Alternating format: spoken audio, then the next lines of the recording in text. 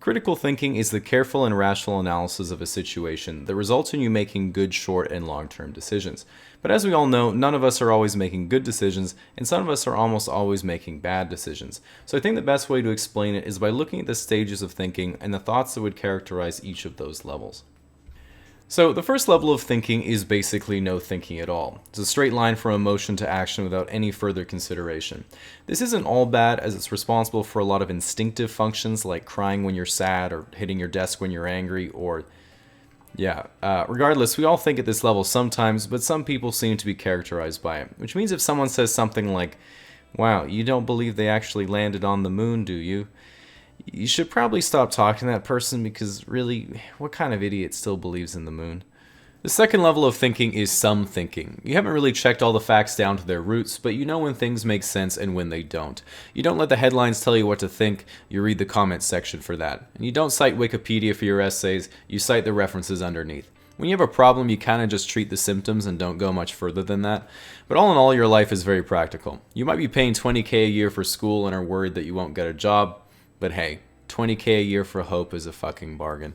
The third level of thinking is critical thinking. You think things through to their logical conclusion and you act accordingly, all the while not deliberating over small details. If you feel sick, you go to the doctor. If you feel sad, you ask your friends and family for support. And if you don't like watching ads on YouTube, you get ad block because you know if you're watching a popular YouTube channel that people like, they're probably demonetized anyway. You don't drunk text your ex because you've never had a failed relationship. And when you're at a job interview, it goes, "Hey, what's your biggest weakness?" "Oh, I don't really learn from my mistakes." And why is that? Because I don't make any. Nevertheless, despite your perfect existence, your peers might resent you for being flawless in a way that's blindingly superior and yet somehow still humble. While this might seem like the end-all be-all of critical thought, it certainly isn't, which is why we also have the bonus level of thinking, overthinking. This type of thinking tries to address all your simple problems with disproportionately complex solutions. Your waiter says enjoy your meal, and when you say thanks, you too, he laughs and moves on, and you never go back to that restaurant ever again. If you're on a coffee date and the girl says, "Why don't we get ice cream instead?" you would gently decline because she's deviating from the script.